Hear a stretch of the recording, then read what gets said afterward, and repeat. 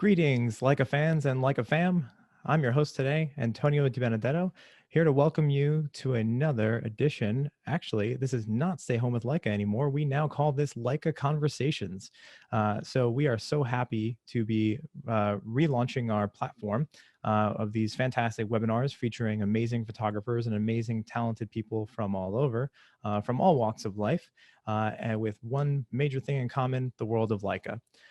So thank you so much for taking the time to continue to attend these programs. We hope that we can continue to bring them to you for a quite long time. So that will go forward as Leica Conversations. Today, we're speaking with Howard or Howie Kendrick. Now, Howie Kendrick is a now World Series champion with the Washington Nationals. For all the American baseball fans in the house, right? They just won the 2019 World Series championship. And yeah, Howard is coming off a big year, and we're so glad to have him here. We talk a little bit of baseball, but he has such a passion for photography that you may not know of. And we're so happy to be able to show his work and some of his photos and get some of his photo side to see the other side of the man that's a pro ball player. So without further ado, I'd like to welcome Howard Kendrick, infielder for the Washington Nationals and World Series champ, to this edition of Leica Conversations. All right, guys. How's it going? Hey. How you doing? Great to see you, Howie. So thank you so much for taking the time. I know things have been kind of crazy, with obviously the ongoing COVID-19 pandemic, and there's a lot of uncertainty in the world of sports. Really hope to see you playing again soon, but of course in a safe manner. But thanks. I'm sure your schedule is still quite busy. Yeah, we actually just got out in DC a couple of days ago, and I've been really excited about doing this series here, these conversations, because like you said, photography is a thing that I'm very passionate about, and I definitely enjoy it. And probably about as passionate about it as I am at baseball. Baseball is just something I've been doing a really long time. And, it's been a dream come true, but it's allowed me to get into hobbies like photography. You heard it here first, folks. He's in some ways a photographer first, but we won't tell anyone else. So that brings me to a question then. People know you for baseball. They know you for your on the field play. But you obviously got into photography and got into it pretty hard. So what was it that got you into photography? Back in 2007, I had some photos taken of my family and of my kids, and they didn't turn out quite the way I thought they should. And I was like, man, I got thinking to myself, I could probably do just as good a job, if not better. And so I went out and bought a camera. My first camera was a Sony camera. Mm-hmm. And I just started shooting as much as I could, getting into it. And my kids were my subjects, my wife was my subject a lot of the time.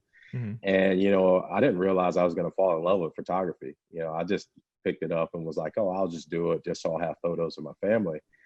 And eventually I just fell in love with it and started to take my camera on the road with me.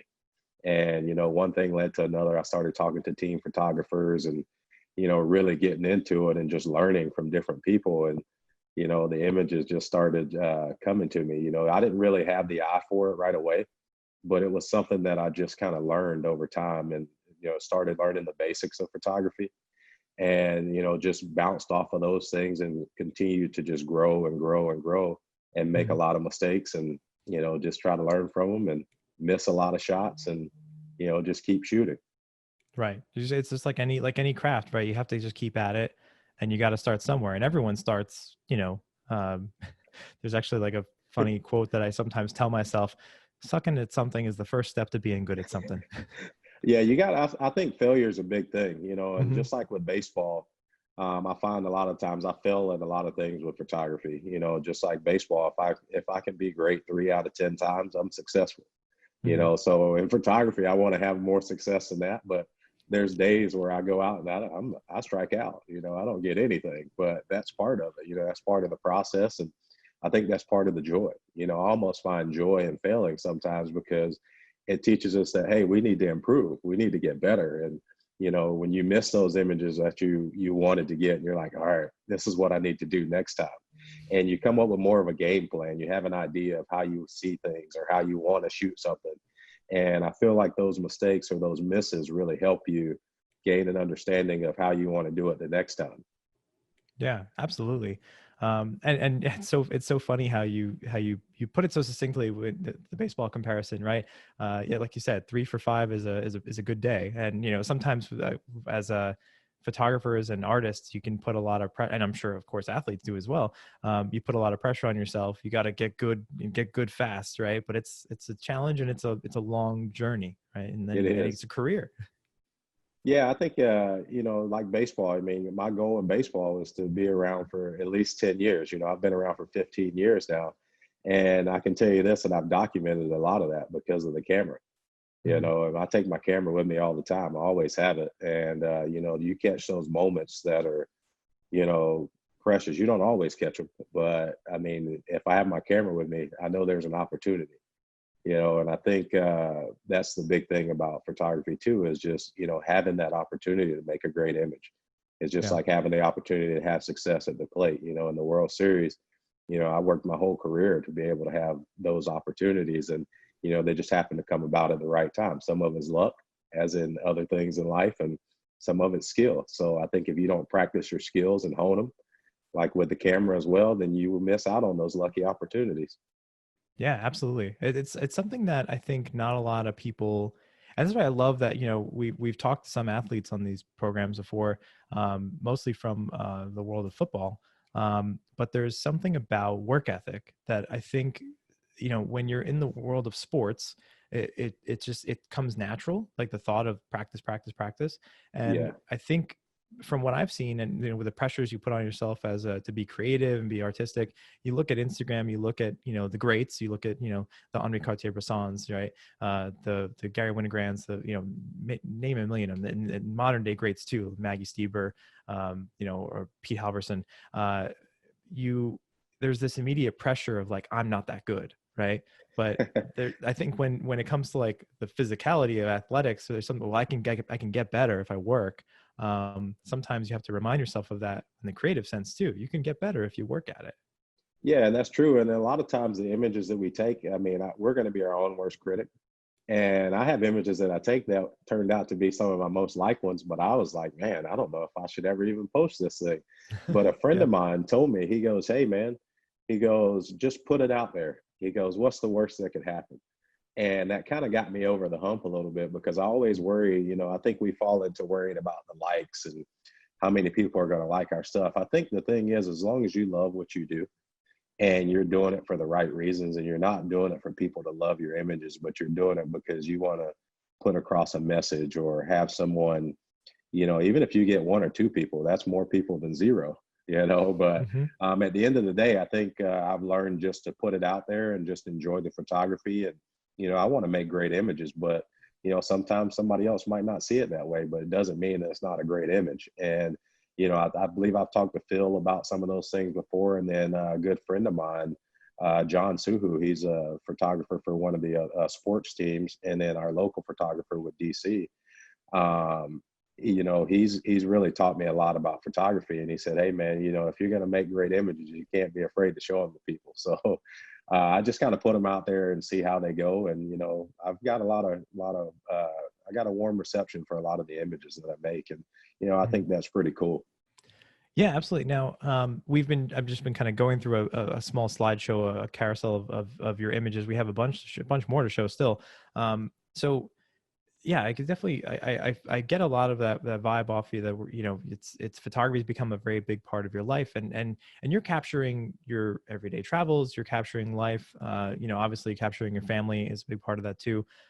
Like just like for many of us, um, is that being on the road, for baseball seasons, obviously this baseball season has been an anomaly. How does that affect, is that what makes you want to explore? So like if we rewind a little bit, because I want to go get a little bit of your perspective on these images too. um, you know you've talked about how like you like photographing in places like New York. What's it like being on the road, and then is that why you do like street photography? Yeah, I think I fell into street photography because I'm more of a people watcher. I like watching people. I don't know. I always find it fascinating to to see people. And, you know, I talk to a lot of the people that most people don't want to talk to, you know, whether it's somebody homeless or, you know, they can brighten your day just as much as you can brighten theirs. And a lot of time people just pass people by, you know, and New York is a city where you see a lot of the homeless people, or you see a lot of the people that kind of get pushed to the side. And, you know, those are the people that I kind of gravitate to sometimes. You know, I'll either buy somebody lunch, or, you know, I'll offer them water or something like that. And I'm not trying to toot my own horn or anything, but that's just the people that I kind of gravitate to a little bit. And they'll end up talking to me sometimes. They'll see me with my camera, and, you know, I'll ask for photos at times, but it kind of gets me out of my comfort zone. And it helps me to, you know, talk to somebody. You know, it could brighten, like I said, it brightens my day just as much as it does someone else's. And, you know, even if by saying hello to somebody, you know, it changes their mood. Mm-hmm. Yeah, absolutely. It's amazing how photography can connect us, you know, with people, with subjects. You know, we say subject, but it can sound so impersonal. You know, there's just not a better word for it in most cases.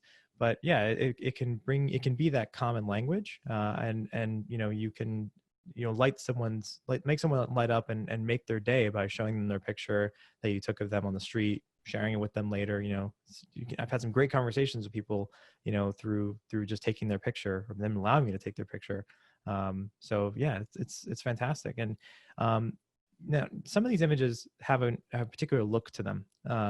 Can you tell us a little bit about what, we don't have to go super hard on the gear, but you have an affinity for a particular lens. Can you tell me a little bit about it? So the Noctilux is probably my all-time favorite lens, just because of what I can do with it.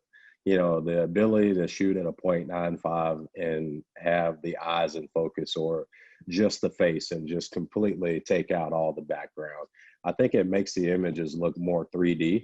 Mm-hmm. And, you know, it gives it a certain presence. I think you have that connection with the image, like it's coming out towards you, and you can see right into that person. You know, when you can get their eyes in the focus, and you can see the expression on their face, and the clarity in the image that I feel like I could get with the Noctilux is unbelievable. And once I paired that lens with the SL, I mean, things just really started to come to life for me. I mean, that camera with that lens, and then the Q2 as well. I mean, I had the Q, the first version, Mm-hmm. and then I moved over to the Q2 when the new model came out. And I'll tell you, those two, if I had to pick two cameras ever and two setups ever, it would be those two. Just because the Q, I'll tell you, is a camera that I feel like I could take anywhere, anytime, and it's Mm-hmm. very easy to have around. Family photos, travel, it's just a really good camera. It's a great camera to have with me, and it does a phenomenal job. But once I pick up the Noctilux, I mean, I use that thing on the street all the time, and I get photos of this gentleman here who Yep. was in Washington D.C. I just happened to walk by him one day. He was sitting on the bench over on Constitution, and we just started talking. And he asked me for a few bucks to go get something to eat, and I asked him if I could take a photo of him, and then I gave him a few bucks, but I would have given it to him anyway. But I was just happy that he allowed me to take his photo, and just his face to me tells me so much about who he is as a person. He just has a very inviting face. He just said he just felt on some hard times, and, you know, he just wanted to get something to eat. Yeah, no, I hear you. And you have, I would say, also an affinity for, you have a skill in your people watching kind of, and there, I think it informs your street photography, right? So you do you just like kind of, and I'm seeing some questions might come in the Q&A, by the way. So a question that we got that's related to this is, do you go out and with the idea to seek photos that day, you know, and especially when you have like maybe downtime while traveling, or is it more like you're just kind of on your way and you just bring the camera with you and see what you see? So I have places that I frequent that I like to go to, but I never plan on taking a certain photo. Like, it's so tough for me to have a game plan on taking a photo. It's just who I am as nature. I kind of fly by the seat of my pants a lot, and I have ideas of what I like and what I like to see. So one of my things is I always like people in pairs for whatever reason, whether it's a man and a woman, father, son, Mm-hmm. two ladies walking together having a conversation. It could be anybody. And sometimes I'll look for certain shots though of the pair. So I have a photo of these two This is at the National, what is it, the National Cathedral. Mhm. And so I was outside of there checking out some photos, and it just happened to work out that way. And I saw him and his son down low, and I was up top actually, and I shot him from the front side. And then I was like, oh, I'll just walk around the backside and see if they're going to be there. And they just happened to be walking away. And to me, this image, it says so much, about a father and a son, and Mhm. just a relationship, those two holding hands. And, it's almost like he's leading them into the future in a sense. Yeah. No, it's a beautiful moment, and I'm gonna actually jump around in a moment because you've got a few images of like people in kind of like pairs, but it's the color rendering. I mean, obviously, and this is a Noctilux image, I assume. Yes. So yeah, another thing that that lens does, so amazingly well, the separation and depth that it gives. The way that you rendered the colors, though, it's just, it's got a very timeless look. It could be like a vintage shot. It could be something that was done last week. So yeah, you really nailed the aesthetic, and really, worked that lens.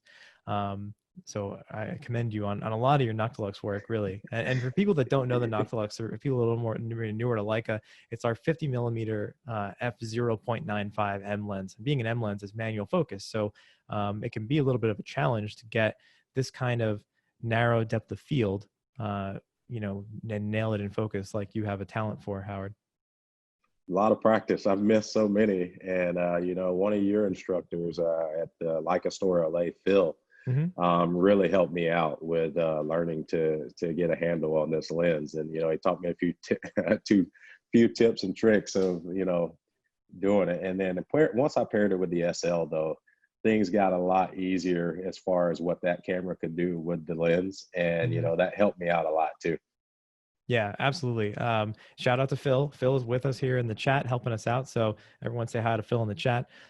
He's one of our amazing Leica Academy instructors. So we have all kinds of programs where you can, learn more with your cameras and stuff. But yeah, Howie, like I said, you really worked that lens. But again, here's obviously a shot from New York, and I want to bring it to our title shot, or the lead shot that we posted online for this program, Central Park. Yes. I frequent this spot quite a bit because I love the boats. You can rent these boats, and I think they're motorized, and you can drive them around. And this particular day, it was an off day for us, and I just happened to be roaming around Central Park. So I was like, oh, I'll go down and check it out and see what I can see. And I just happened to see this little guy. I guess something happened with his boat, or he was just putting it in the water. And I missed a shot that he was a little bit earlier than this, and I was like, oh, I got to get another one. And luckily, he stayed there long enough where I could take that shot. And for me, it just reminds me of being a kid, no care in the world, and Mm-hmm. you're just out having fun. And those are great times when you're not worried about anything. You can just relax and just enjoy life. And he just seemed to be having a good time playing with his boat. Yeah, absolutely.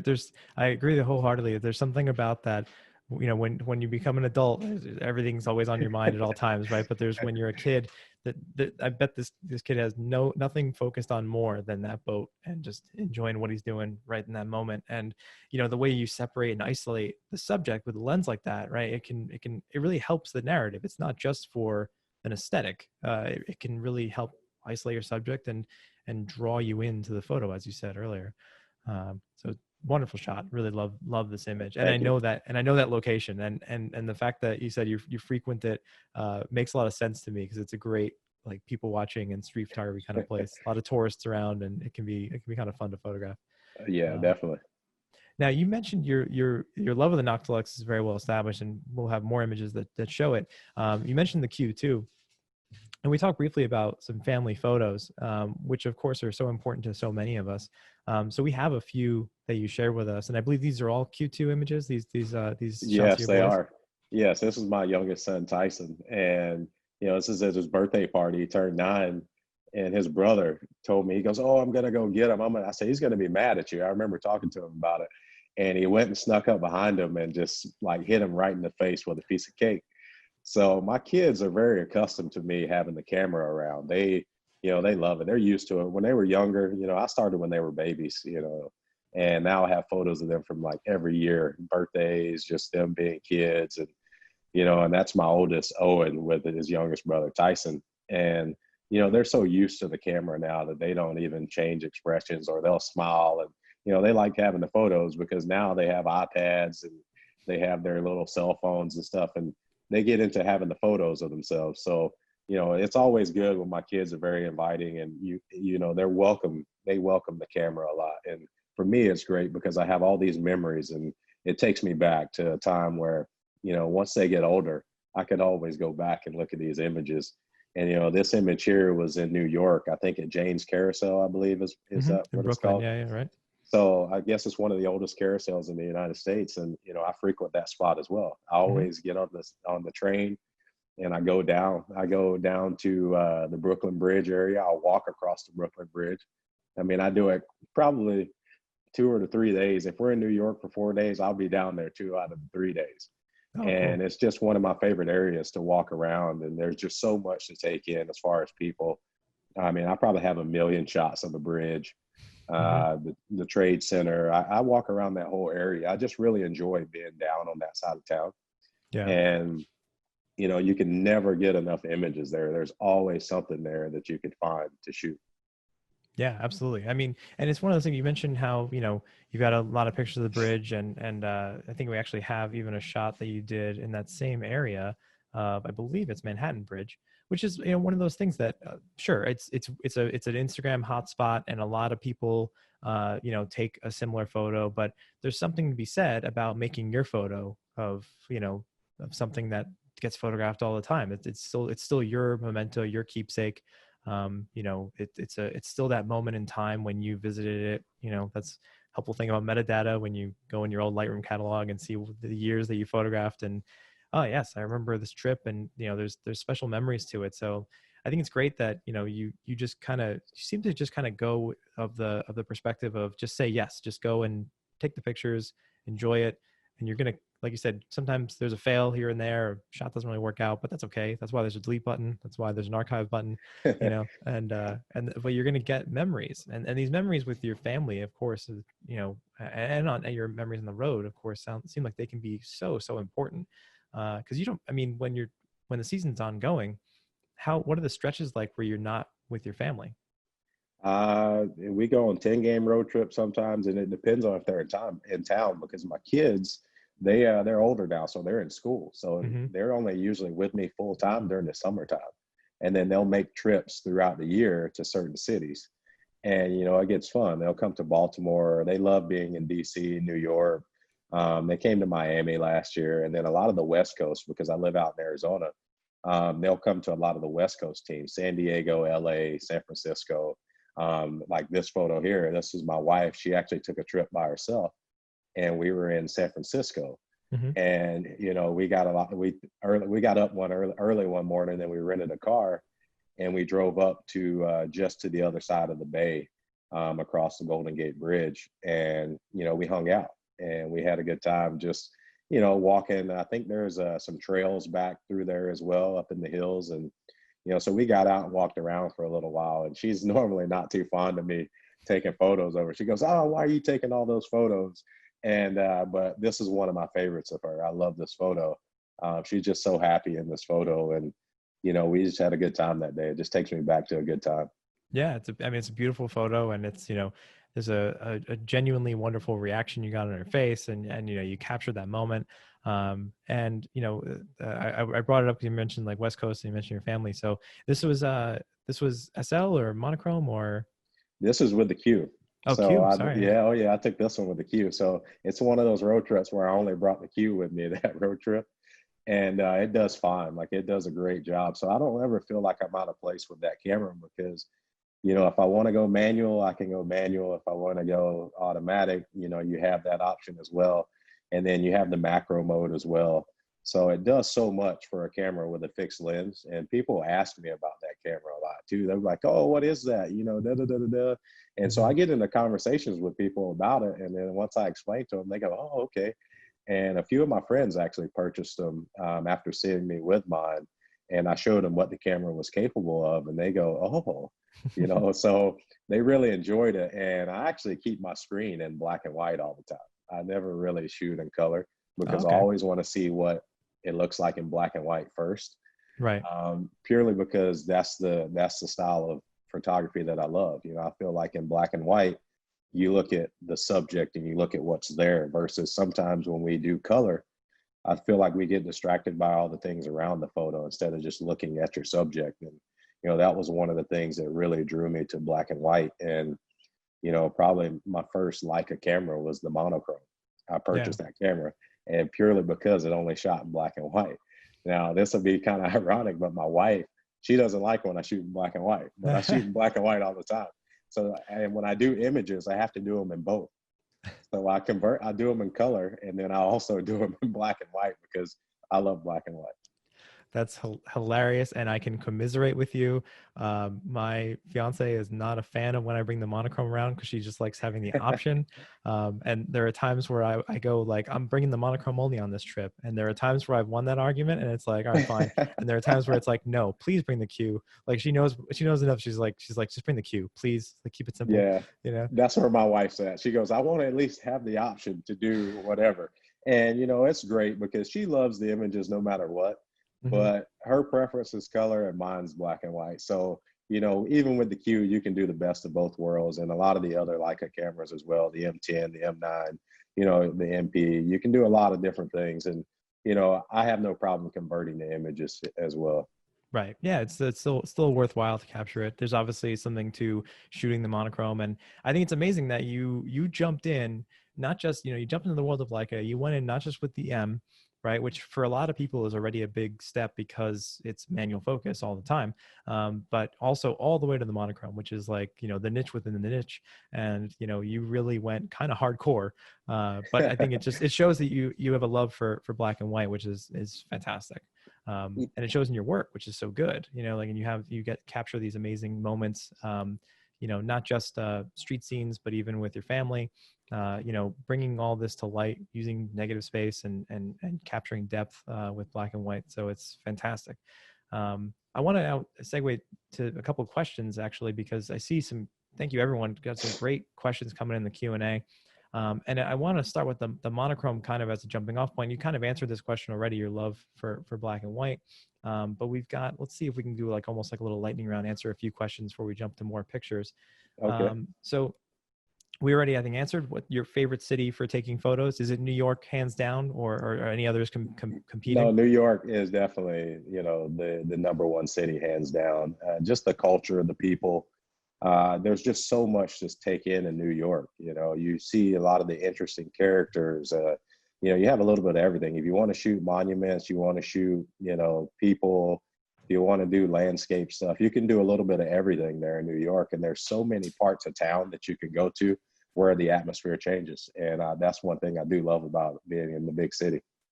Awesome. Yeah, absolutely. New York is just always alive. So I hear you. Okay, so some more questions. Since you own, you own an M, you own a Q and an SL, do you only travel with one camera at a time though? Do you sometimes bring two, to maybe depending on what you're going to get? So in the beginning, I would bring the monochrome and the M9. Then I switched to once I got the Q, when the Q was announced, I got the Q and I would take the Q a lot. And then now I'll take the SL with a 35 millimeter, a 24 millimeter, and I have the Noctilux. And then I'll also bring the Q2 as well. So I'll bring two cameras. It just depends on the day and what I'm feeling like carrying, because carrying the Noctilux and the SL, some days it gets kind of heavy. Yeah. So I have to be dedicated to shooting one particular thing if I carry the Q2. Whereas with the SL, I can shoot obviously more options because I can change the lenses. I did also purchase an older school R lens. It's a telephoto, the one, yeah. I believe it's a 180, I believe. Oh yeah, it's a great lens. So Is it the 2.8? Yes. So Awesome I actually lens. found it on eBay because I missed out on one. I think the store in LA might have had one, but I ended up going on eBay and finding a vendor that had some, and I was able to purchase that lens, and it is phenomenal as well because I didn't have a telephoto at all.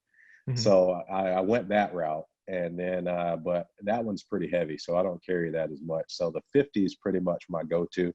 And then the Q2 as well as, so I'll take more than one camera most of the time. Gotcha. Okay, cool. Good to know. I mean, yeah, it's something I've done at times where it's like I can't decide, so I bring my actually sometimes my dream combo is the M10 monochrome with a 50 and then the Q2 next to it. So it's like that's my two lens combo, two camera combo. Not if you're able, that's such an amazing combination. Yeah. We've got another question that I really love that I want to ask you. Someone asks, let me cue it up here. So you're an athlete. You have to compete. Is there something to your competitive nature in that world that lends itself to the creative world of photography? You know what? I think we strive to be perfect a lot. With baseball, I'll practice, practice, practice. I can't tell you how many baseballs I've hit over my lifetime. And then with the camera, because things are digital, you can practice, practice, practice, and then you Hmm. can go back and delete, delete, delete if you don't like something. So I look at it like that, whereas I almost wish I would have learned film right out of the gate, Hmm. because you have to be more precise with your shots, or you're going to be buying more film. Um, so in that aspect, I try to approach photography in the same mindset as I would baseball. If I want to get better at it, I have to, fine tune my skills. I've got to think about what I want to do and understand that I'm going to make mistakes, but how do I learn from them? And then how do I get better? So even with baseball, we have coaches, Right. whereas I look at photography like, hey, I'll talk to Wayne Serrano or Serrano at San Francisco store, Yeah. Great guy. Bill at the LA store. So I go to different stores, I pick guys' brains, and I look at other guys' photography. So you'll have Lenny Kravitz up at any given store. I mean, he's a phenomenal guy too, phenomenal photography. Hmm. Pete Howerson, and then Alan Schaller, like guys like that. Like I love their photography, and they push me to be better. I see what they do, and I'm like, Hmm. man, I want to make images like that. Just like in baseball, when I was a kid, I would see, Cal Ripken, Ken Griffey Jr., all those guys playing, and you look up to those guys, and you want to get better, because my end goal is like, man, I want to be like those guys. Those guys are great. And Right. with photography, it's no different for me. I want to be like like the best guys, and even Romeo, you guys just had a show for him, Yeah. Yeah. I believe in New York, and his photography is unbelievable. Yeah. So I'm inspired by those guys, and I'll get on Instagram as well. And guys you've never heard of, I follow those guys because I like how they shoot. I like their eye, and I'm always striving to get better.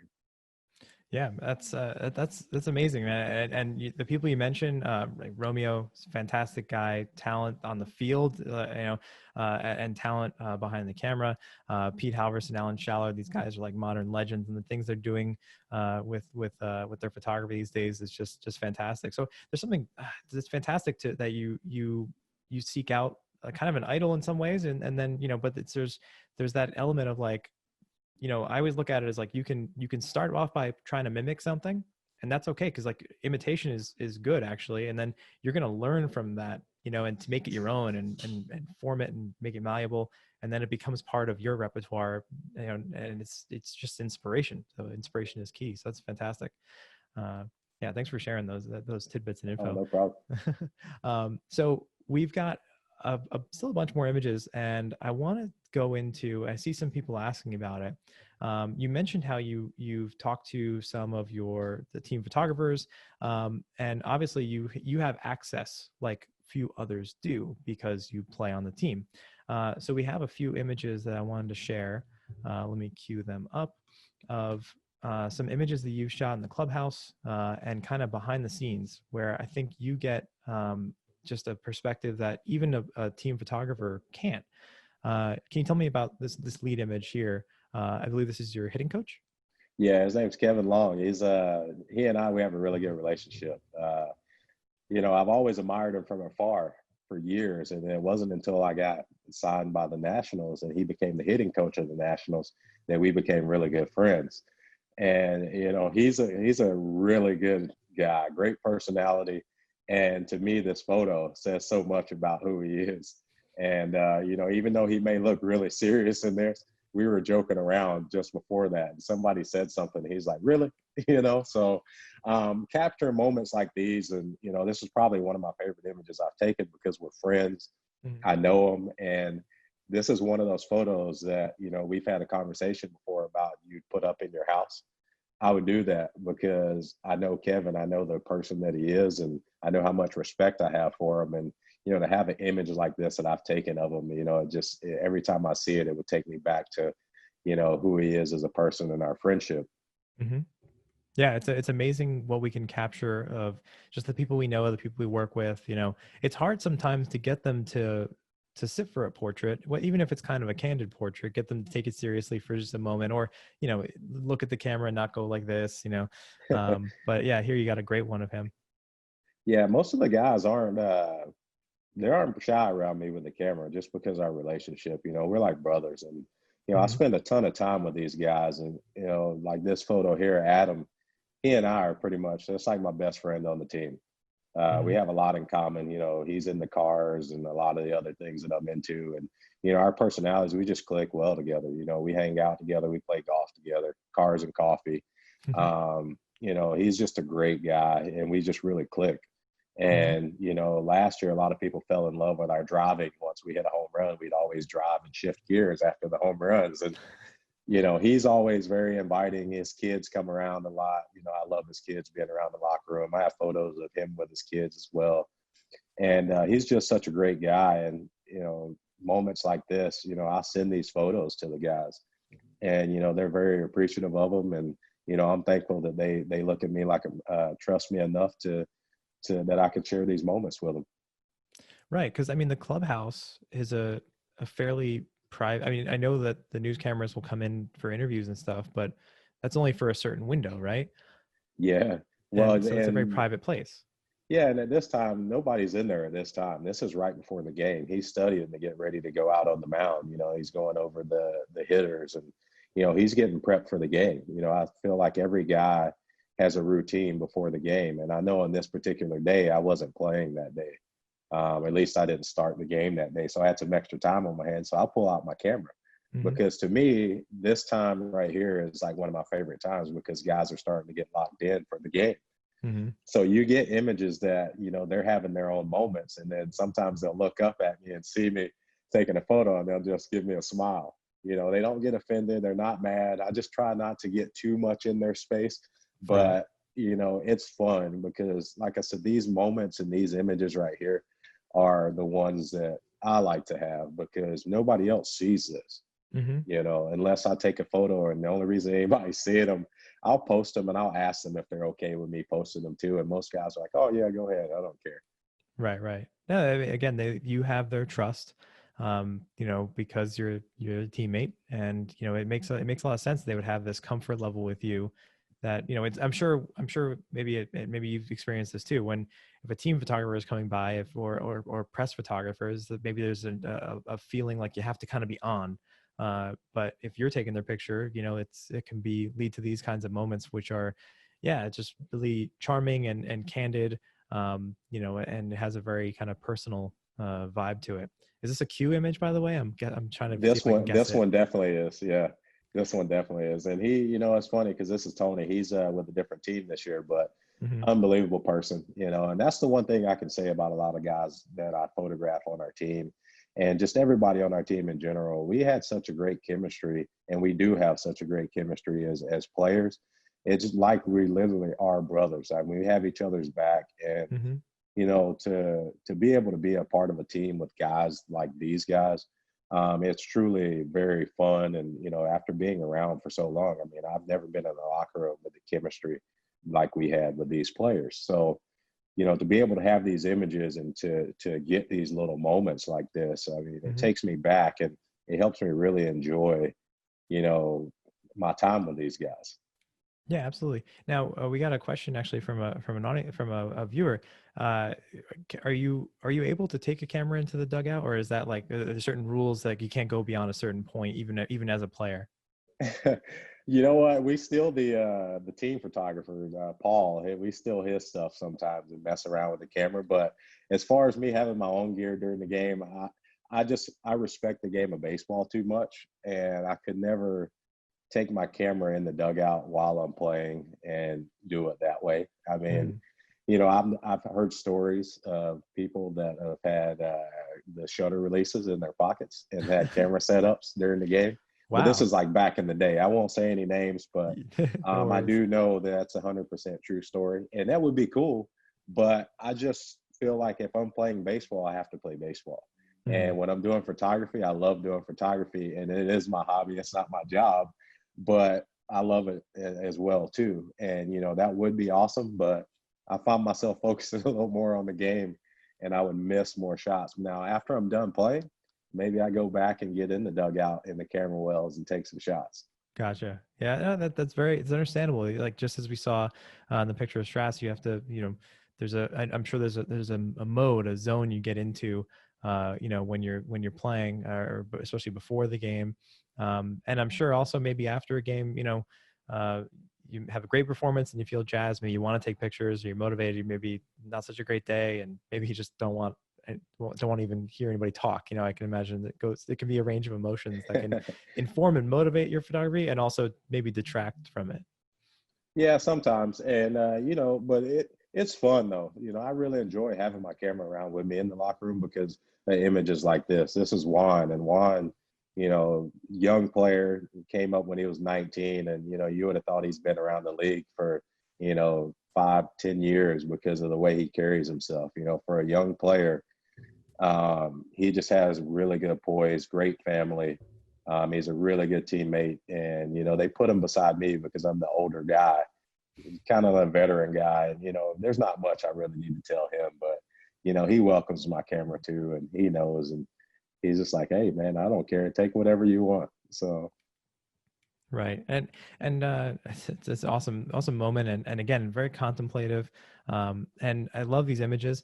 Um, do you take that in the zone thinking ever to your photography? Like when you're then, does any of it translate to, I know we talked about how practice translates to the photography, but what about like that in the zone moment? Like, is there any parallel between like when you're in the dugout or in the clubhouse or even up at bat, and when you're on the New York City streets and you're in the midst of getting that photo you were kind of just starting to spot and starting to eye up?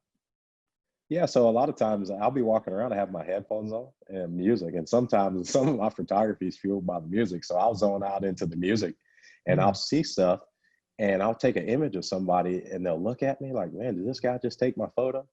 And in the beginning, I would be a little nervous about that, about taking people's photos. And I can't remember who it was. I asked someone that was a street photographer, and they go, "Man, you just have to take the shot." And I said, I get a little nervous sometimes that people are going to be upset. And, I've had people be mad at me. And mm, I deleted the photo. I said, "Hey, look, I deleted it. I didn't mean to offend you at all, but it's part of it." But what you find most of the time is that people welcome you taking their photo. And some of the images, people don't even know I've taken a shot of them. I think working with Phil one day, I learned how to gauge distances hmm without even having to put the camera up to my face. And so some of the images I'll take just from shooting from the hip, and I'll come across images like this one. And this is in San Francisco. And I was walking through Chinatown and ran into these two. And couples are a thing for me, and especially older couples. I've hmm always been fond of, older couples because, they've had a great journey on this earth and they've got so many stories. And I feel like sometimes you can capture some of those stories and expressions in their faces when you take a photograph of them. Yeah, absolutely. And you also portray it in such a special way because you know for those maybe that are noticing, you seem to once in a while at least use a 16:9 crop, and it gives it a very cinematic look, especially with these kinds of lenses that you're using with the shallow depth of field. Between a few of these images, I think what we can sometimes feel like we're looking at is like this street scene, but it's almost like, and in a way, right, everyone's the lead actor in their own movie, right, in their own story, and you're highlighting this, so you're giving that person that chance to kind of sparkle, even in pretty candid moments, and again highlighting your love for couples and the way people express themselves with one another out on the streets, out in public. Yeah, really great work, man. And Thank um, you. we can all tell that you bring such passion to it, you know, that your love for photography and for life is obviously so genuine. And we're going to jump into a couple more questions in a moment, but before, I'm going to bounce back real quick to a pretty special moment in your career, obviously as a baseball player, and of course a pivotal moment maybe some for your photography, because of you were able to capture these moments. So you guys won the World Series in 2019, and I think we even got a question about, maybe it was particular to this photo. Someone was asking in the chat, in the Q&A, if you would consider, you know, selling prints of this. So can you please tell us the story behind this this fantastic picture? So obviously it's right after we were doing our celebration on stage during the World Series celebration. I mean, there was a ton of fans turned out. I mean, DC really came out, Baltimore, Virginia. I mean, they all really came out, and I didn't really think that it was going to be that big. And we were coming down Constitution with all the fans, and I have a ton of great shots of that stuff as well, and people holding signs. In this particular shot, though, we're on stage, and this is towards the end of the celebration. Ryan Zimmerman grabs my Q2, and he takes it, runs over, and he pulls the shutter a couple times. And, you know, obviously he's out of focus because he's too close. It wasn't in macro mode, so he's too close, but it caught everybody behind him. So it was a happy mistake. But I'm happy he did this, because now we have this photo of all of us together. And this is one of my favorite photos of all time. I have it hanging in my house. And, you know, this is the photo I get asked the most questions about, whether I would sell prints of it. And I think this year with the team, I'm going to try to talk to the team and see if they want to partner up and make some prints, have a limited number, hand signed, and donate the money to charity. So that would be amazing. So I would have to, I'm going to talk to the team. I have a few people on the team I could talk to, and I would want to print these out and maybe donate the money to charity. So probably a local DC charity, or to COVID-19 relief, but it would be definitely something I'd be interested in doing. That would be fantastic. You've got already a few people chiming in on the chat. Let Howie know, guys, if you would want to buy one of those prints for charity. I'll speak candidly here. I am not a Nationals fan, although I love your work. But I would want to buy one too, I think, because that's a great cause, and it's a fantastic photo. It's just such a cool moment. And yeah, people are popping off saying that they're all in to buy one. So that'd be a great memento, and for a great cause. And it's just such a funny photo, but you know, it's an amazing moment. I love that you're right, you know, there in the middle, and he's out of focus. And this is a good reminder to all us, you know, photo nerds and photographers out there. This is still Howie's photo. It doesn't matter who tripped the shutter. I say this is Howie's photo, because he did all the hard work in the settings. Oh yeah, no, that's awesome. And you know what?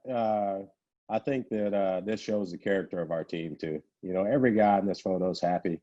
And, you know, we had such a rough time to get the year started. And, you know what, it just brought us all closer together, and we had a few key pieces added along the way. And if you could ask me, this photo sums up all of our energies in one. And, you know, we're all having fun, and we had a great time last year, and winning the World Series basically put the cap on, you know, in my opinion, the greatest team. It's fantastic, man. It's really fantastic. And just to kind of supplement that a little bit more, a couple more images you shared with us for, you know, from this celebration. Again, you're getting access that is so rare and hard to come by, and photographing your teammates in this way allows this level of candidness. That's just, you know, this could be, you know, for some people, these kind of photos could just be like family and friends, but you know, for you, it's the World Series champions. So again, it takes on a whole new spin, but you're photographing it in a way that's also pretty unique. Even just the fact that you're so dedicated to black and white, using these amazing lenses for some unique looks. Yeah, some great work here. I mean, who wouldn't want to? I don't know, actually, how many people here, say in the chat, would you rather be holding the trophy or taking this photo? Because maybe there's enough photography nerds here. I don't know. Taking the photo would be quite a proud moment as well. You know, I definitely enjoy these moments, because, like I said, you got these keepsakes that are forever. You know, and to me, these guys enjoyed it because I send a lot of these guys these images. But I get to enjoy them all the time. Yeah, absolutely. And you said how you're making prints too. That's a really important part. You live with them, you give them to the guys. It's really it's a part of the whole experience of photography, and sharing, is a big part of it too. And it could be Instagram, but some hard prints to give someone is, I mean, I've never seen members of my family light up more than when I took the most basic little, instant film picture and just handed it to them. And the face on a 70 plus year old aunt of mine, that's, just like, I just made her night, her week, maybe her year with that picture. And technically speaking, it's not a great picture, but it's a memento. It's what's special about it. So what's so beautiful about photography, of course. So Howie, we've got a few more great questions and just a few more pictures of yours to share. We got a few people asking this actually, because you've photographed all over and you've done a lot in New York. Yes. And you're so well traveled. I think maybe people see you as you could be a bit of their tour guide in some ways. What's your favorite place to make pictures in DC, where you are now?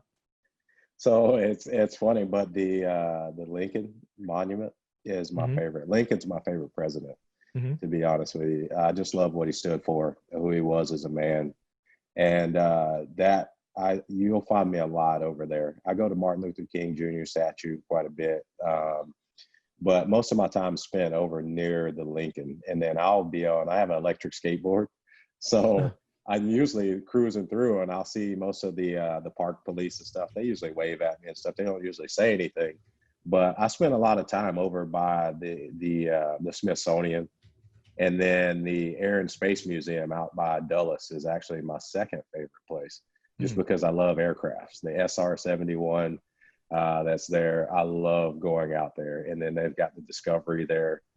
So I'm always at the museums. I love history.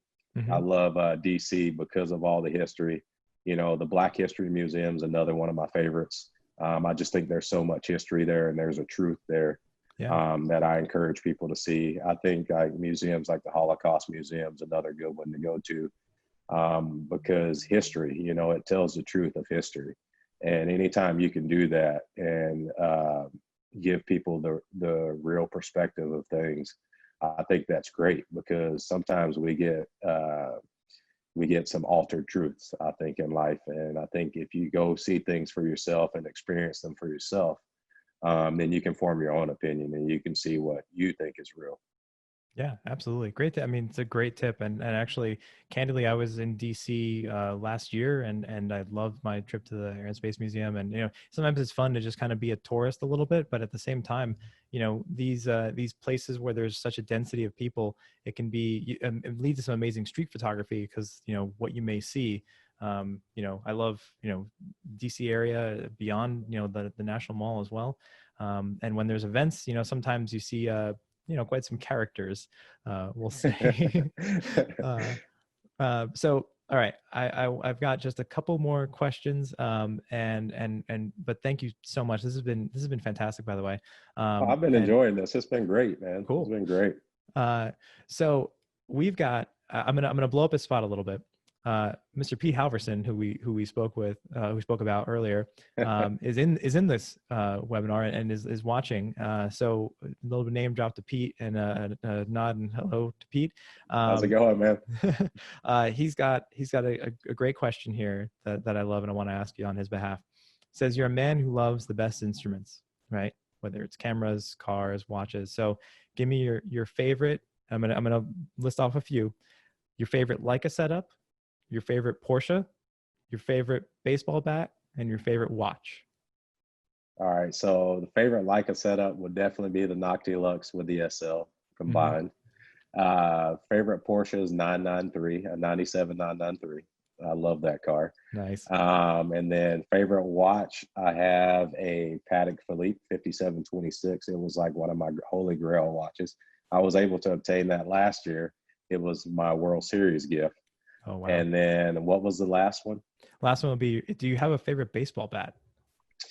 So I've been using Trinity baseball bats for a long time now, since 2008, I believe. And, I have my own model. It's the HK47 model. And, Nice. once I find something that I really like and something that's really reliable, I usually stick to it. It's kind of like Porsches, watches, certain brands, they're very, very reliable. Cameras, Leica, Mm-hmm. love them, won't ever go anywhere else. And, just Trinity baseball bats, they've always been good to me. And I'm a person that values loyalty. And once I find somebody that I can trust and respect, I'm usually a good friend, and, they're usually around quite a bit. And, I think if you have values in life and, like I said, you treat people the way you want to be treated and you find things that are great, why change?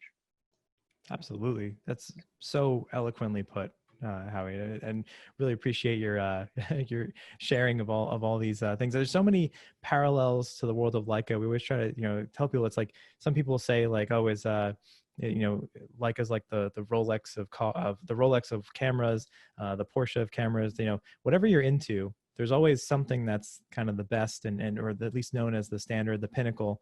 And you can always dive into that rabbit hole and learn all the little nuances of M cameras and how the SL works so well with all these lenses and the stories of these lenses. Yeah, it's all about, I think, bringing your passion to those things that help you do what you want to do, whether it's driving and having fun or taking some amazing pictures. So there's been a lot of accolades here in the chat. I see people that love your work and love these stories you've been telling. So I can't thank you enough, Howie, for your time here today. I think that your photography is fantastic, and I hope that again you can start playing again soon, again in a safe manner, so you can travel more as well and take more pictures. And I'm just wondering if we can cap this off with, do you have any advice for maybe people who are starting out, or especially these days, people who maybe feel a little stuck in a rut because maybe they've been home a lot, not able to take so many pictures? Anything for our guests, for our viewers? First and foremost, I just want to say thank you for having me on, and I definitely appreciate everybody that tuned in today. It means a lot. I definitely enjoyed this and think it's been fun. But to anybody that's in a rut, I would say, just have fun with it. Be a little more carefree and don't put as much stress on it. I've been there, and even though you're at home, you can do little projects at home, whether it's your kid, your dog, your cat, flowers. I mean, just practice your skills. You can practice depth of field at home. You can practice macro at home. Mm-hmm. I mean, there's things that you can find to do, whether it's even shooting your car. And the other thing I would say is that, regardless of the equipment you have, because I wasn't always a Leica guy, I worked into that. But regardless of the camera, all that matters is that you can go out and shoot. You can make great images with anything. And we carry cameras with us every day in our cell phone. So, Mm-hmm. I've had some images I've taken on my phone that turned out to be great, and I've turned into prints. So don't be discouraged by equipment. Don't be discouraged by people. Just go and do what you want to do and have fun with it. And, as long as you think your images are great, that's all that really matters, because in your heart, you like it. And, my opinion doesn't matter, or anybody else's. As long as you love it, then, you can live with it. Fantastic. I think, yeah, that's if you're enjoying it, you're doing something right. Yes, definitely. Fantastic. Again, Howie, thank you so much. So this has been such a great talk with Howie Kendrick of the Washington Nationals. We want to encourage everyone to follow Howie on Instagram, hkendrick47, or at hkendrick47. So please check out his work there. Definitely send some praise to him on Instagram. Maybe, yeah, keep an eye out for if something ever happens with the selling of that print, some charity. Maybe you can ask him about when that might happen. So again, thank you so much. This is being recorded and we will have it posted to YouTube a little later. So look forward to, if you missed any part of this conversation, you can tune into the Like Camera USA YouTube channel and see it in full length. But that's about it. This has been our hour. Howard, it went so fast, and I feel like we got so much out of it, and so much of your photography, that I hope you enjoyed it as well. Oh, I did. Thank you. Cool. Thank you so much, Howie. And, thanks everyone for tuning in, and we'll see you next time on Leica Conversations.